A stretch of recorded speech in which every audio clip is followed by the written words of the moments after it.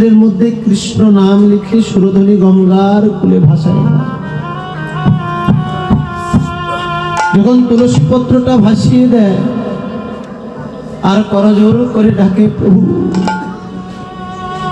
এখনো আসার সময় হয়নি।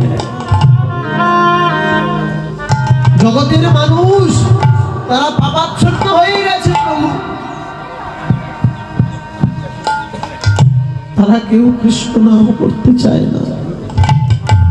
তাকিয়ে দেখো সুরধনী গঙ্গার জল আস্তে আস্তে রক্তবর্ণ হয়ে যাচ্ছে।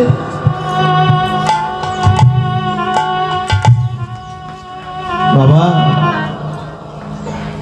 অদ্বৈত প্রভুর আকুল হুঙ্কারে ভগবান তো এসেছে বটে, এসে নদিয়ায় তাকিয়ে দেখছে এই জগতের সকল মানুষ তারা শুধু কাম অন্ধ আর কর্ম অন্ধ হয়ে রইলেন। কি করবে? নিত্যানন্দ প্রভুকে সঙ্গে করে নিয়ে নিত্যানন্দ প্রভুকে ডেকে বললেন, দাদা একবার ছুটে যা, নদিয়ার প্রত্যেকটা ঘরে ঘরে যা, গিয়ে আমার এই মধুমাখা কৃষ্ণ নাম বিলায়ে দাও। বলবে তারা যদি এই কৃষ্ণ নাম করতে পারে তবেই তারা উদ্ধার পাবে।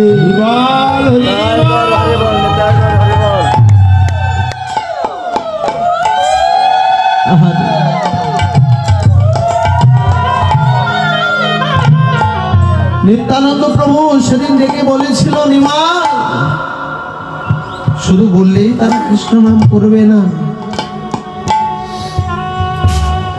বলছে যদি বললেও কৃষ্ণ নাম না করে তবে দাদা একটা কাজ করো, যারা কৃষ্ণ নাম করতে চাইবে না তুমি না হয় কৃপা করে তাদের হস্ত যুগলখানা একবার জড়ায় ধরো, তারপরেও তাদের দিয়ে হরিনাম বলায়। নিত্যানন্দ প্রভু ডেকে বললেন, নিমাই হাতে ধরলে যদি তারা কৃষ্ণ নাম করতে না চায় তখনই কি হবে? বলছে দাদা যে করে কৃষ্ণ নাম বলাতে হবে। কেন না আমি পূর্বে প্রতিজ্ঞা করে এসেছি, আমি আগেই প্রতিজ্ঞা করেছি। কি প্রতিজ্ঞা? না আমি বলেছিলাম দাদা রাম আদি অবতারে কুড়ে নানা অস্ত্র ধরে অসুরের করিলাম সংহার। আমি প্রতিজ্ঞা করেছিলাম যে এই অস্ত্র আমি আর না ধরিব, প্রাণে কারো আর না মারিব, শুধু এই কৃষ্ণ নাম দিয়ে চিত্ত শুদ্ধি করিব।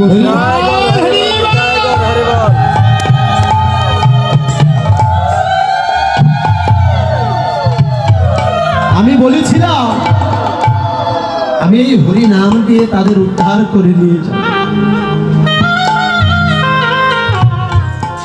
দাদা হাতে ধরলে যদি তারা কৃষ্ণ নাম করতে না চায় তুমি আমার কথা দিও,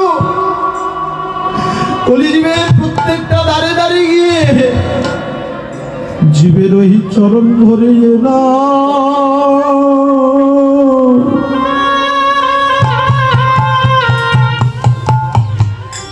এই কৃষ্ণ নামে বিলায়ে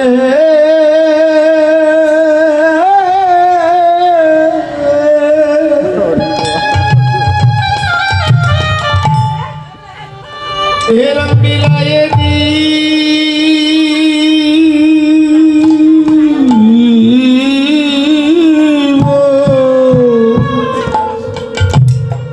ও দাদা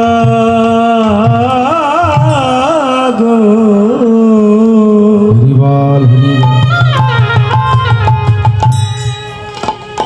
জীবে দাঁড়িয়ে দাঁড়িয়ে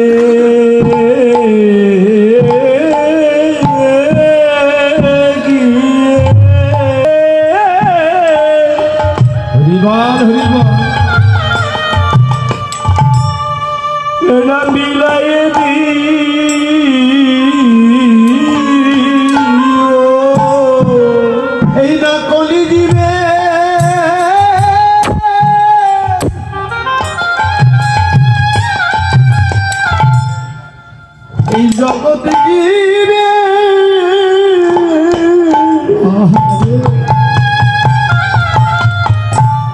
এই জীবের উদ্ধারে লাগি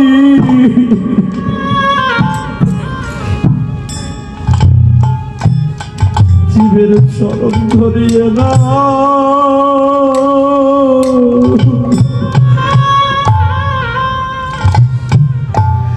এই কৃষ্ণ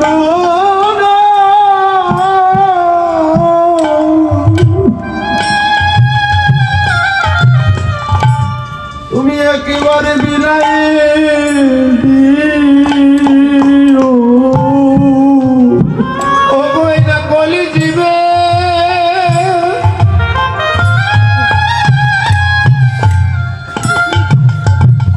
ও বইনা কলি জীবে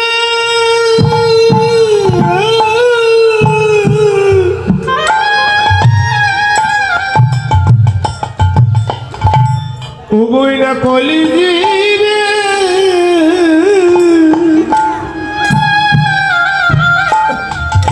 ও তারে গিয়ে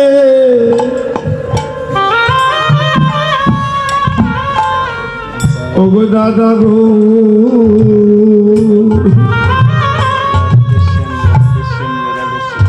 ও তুমি জীবের চরণ ধরে না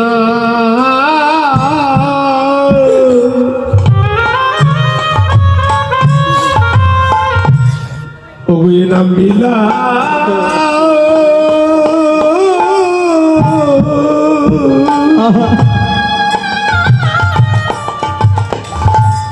ওগুলা মিলাই দাদা তুমি যেন কাউকে বাকি রেখো আরে কিবা ব্রাহ্মণ কিবা মুচি সকলকে কৃষ্ণ নাম দিও কেননা এই জগতের মানুষ তো কৃষ্ণ নাম ছাড়া তারা উদ্ধার হতে পারবে না বাবা এমন পায়ে ধরা ঠাকুর আর কোনোদিন কোনো কালে হবে না গো যিনি কিনা শুধুমাত্র কলিজীবকে উদ্ধারের জন্য নিজে চরণ দুখানা পর্যন্ত জড়ায় ধরেছে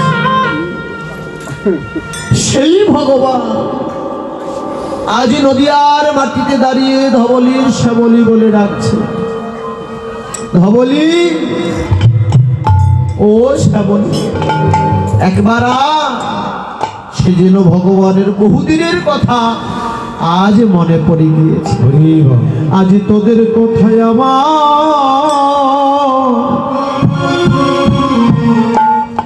আমার মনে পড়েছে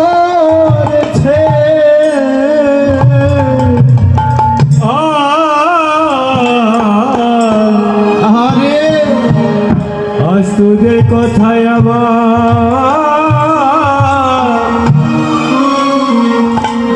মনে পড়েছে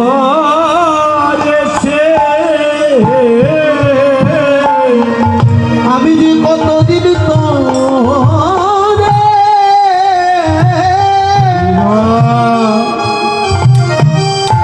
তোদের সঙ্গ করি না রে আজি তোদের কথায় আমার মনে পড়েছে আমি যে কতদিন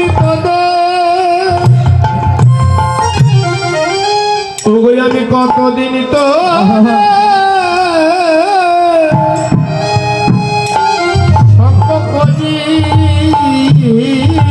নাই রে তোদের কথায় আমার বলি রে আজ তোদের কথায় আমার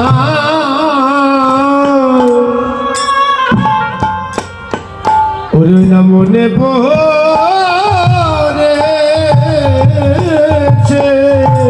ধবলি ও শ্যামল একবার বৃন্দাবন লীলা পরিত্যাগ করে চলে গেছে আমার ভগবান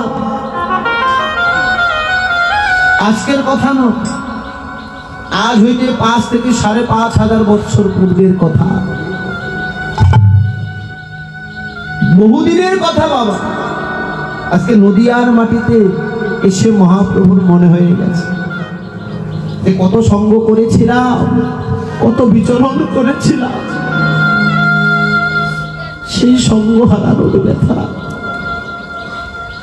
কিন্তু নদিয়ার মধ্যে তো মা ধবলি সাবলি আনতে পারে নাই ভগবান, তাহলে ডাকছি কেন? আর কাদের বা ডাকছে?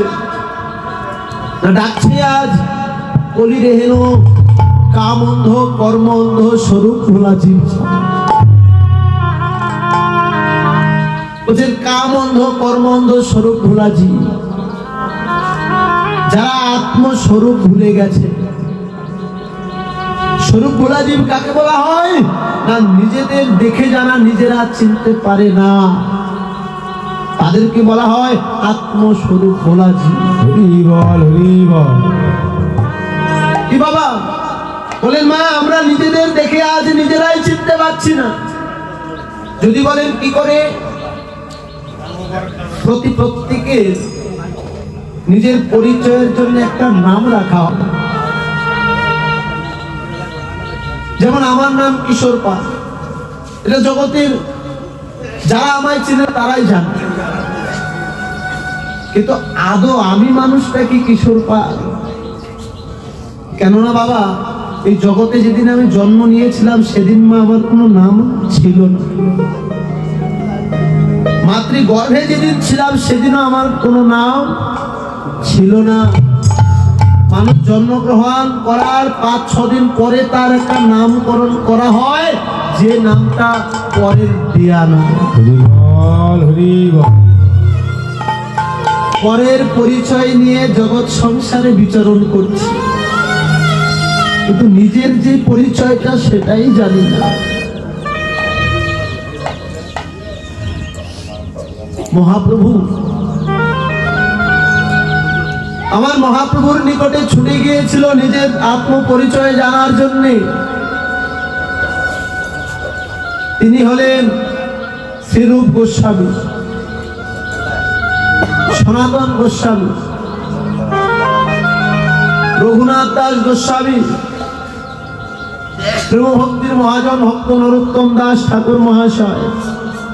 তারা ছুটে গিয়েছিল নিজেদের আত্মপরিচয় জানার জন্য। মাগো সনাতন প্রভু যখন মহাপ্রভুর চরণে গিয়ে মা আশ্রয় নিয়েছিল, প্রথম দিন সনাতন প্রভু গিয়ে মহাপ্রভুর চরণে যখন প্রণামখানা দিয়েছে, মহাপ্রভু ডেকে বলেছিল, ও সনাতন, কিসের আশায় এসেছো? এই বিষয় আসক্তি পরিত্যাগ করে যেখানে ছিলে সেখানেই তো ভালো ছিলে সনাতন। সনাতন প্রভু করজোর করে বলেছিল, প্রভু গো, প্রভু আমি তোমার চরণে এসেছি কোনো ধন সম্পদের জন্য নয়, আমি তোমার চরণে এসেছি 3টে প্রশ্নের উত্তর জানার জন্য। কিসের 3টা প্রশ্ন? বলে প্রশ্ন 3টে হলো, প্রভু তুমি আমাকে কৃপা করে বলো এই জগতে আমি সনাতন কে? কি আমার পরিচয়? আমি কোথায় ছিলাম প্রভু, আজকে কোথায় এসেছি? দুদিন পরে আমি সনাতন কোথায় চলে যাব? প্রথমে বলবে আমি কে। দ্বিতীয় প্রশ্ন, জীবের দেহে ত্রিতাব জ্বালা কেন হয়? আর তৃতীয় প্রশ্ন হলো, জীব কোথায় গেলে এই ত্রিতাব জ্বালা থেকে মুক্তি লাভ করতে পারে? হরিবল, হরিবল। আমাদের সকলের হয়ে সনাতন প্রভু প্রশ্ন 3খানা মহাপ্রভুর চরণে রেখেছে। মা জানতে হয় না? জানতে ইচ্ছে হয় না আমি কে? সারাটা জনম তো শুধুমাত্র আমার কল্যাণ। স্ত্রী আমার, পুত্র আমার, বন্ধু আমার, বান্ধব আমার, টাকা পয়সা, সয় সম্পদ সব কিছুই তো আমার, কিন্তু জগতে আমি কার? কোনদিনের জন্য বিচার করি দেখি না। মাগো, সত্যি বলতে এই জগতের কোনো কিছুই আমার নয়, কোনো কিছুই আমার নয়। যাদেরকে আমার ভাবছি তারা কেউই আমার আপন নয়। কেউ ভালোবাসে না জগতে, জগতের ভালোবাসা সবই মিথ্যে। অভিনয় মঞ্চে অভিনয় করছি সবাই,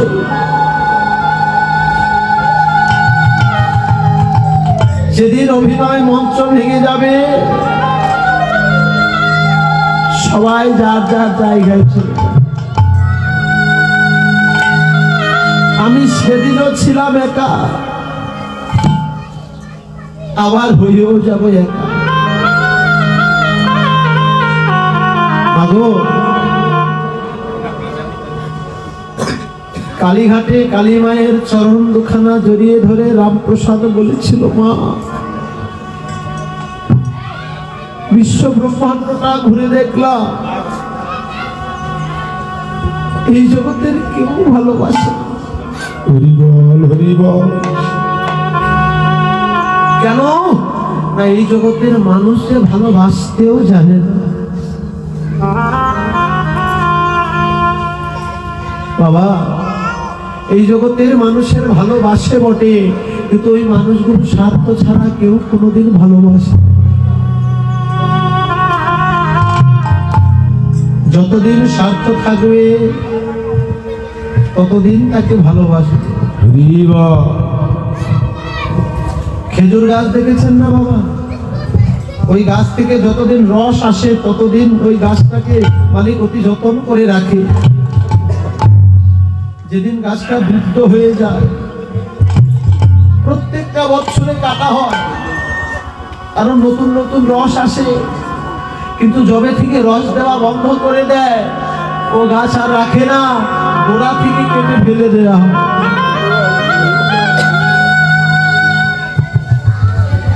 আমাদের এই জীবনটাও সংসারে যতদিন দিতে পারবো মানুষগুলোর ভালোবাসার কমতি হয় না।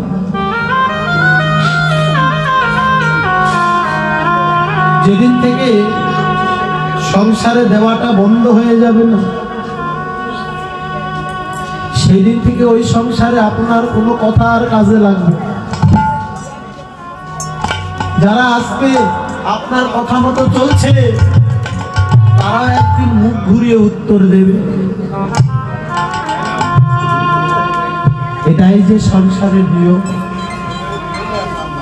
মৌমাছি যেমন একটু একটু করে কাটার আঘাতকে সহ্য করে আর সুন্দর করে বিশাল একটা চাক নির্মাণ করে, কিন্তু মৌমাছি কিন্তু কখনো ভাবতে পারে না যে তার এই বিশাল মধুর চাক, এই চাকের মধু সে ভক্ষণ করতে পারবে। মনের মধ্যে বড্ড আশা নিয়ে কত সুন্দর করে চাক নির্মাণ করছিল, কিন্তু কি হয় না বললেন যে মধু আরোহণকারী ব্যক্তি যারা রাতের অন্ধকারে আগুন দিয়ে মৌমাছিগুলোকে পুড়িয়ে ছাই করে দিয়ে তার জমানো সুখের চাক তারা নিংড়ে নিংড়ে খায়। তদ্রূপ আমি আপনি যে বিশাল সুখের চাকটা নির্মাণ করে যাচ্ছি, এটা আমি আপনি মা ভোগ করে যেতে পারবো না। আমার আপনারও দেহ থেকে প্রাণ পাখি যেদিন উড়ে চলে যাবে, যেদিন আমাদেরও যাবার সময় হয়ে যাবে, সেদিন আমাদেরও বিদায় করে দেবে। স্বার্থের মানুষ। পথে বের হয়েছেন, পথে প্রাণ পাখি উড়ে চলে গেছে, এত সুন্দর একটা ঘর নির্মাণ করেছেন, ওই মানুষগুলো বাড়িতেও আনতে চাইবে না। কেন না পথের মরা বাড়ি আনলে নাকি ঘরের অমঙ্গল হয়। কিন্তু মাগো, ঘরের মঙ্গলের জন্য যে মানুষটা সারাটা জীবনে খেটে গেল,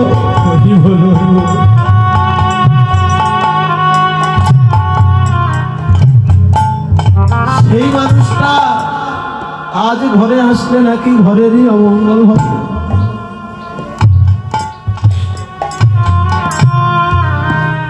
জগতের কেমন ভালোবাসা। তুলসী তলায় নামায় দিলে জগতের সব মানুষই পর হয়ে যায়।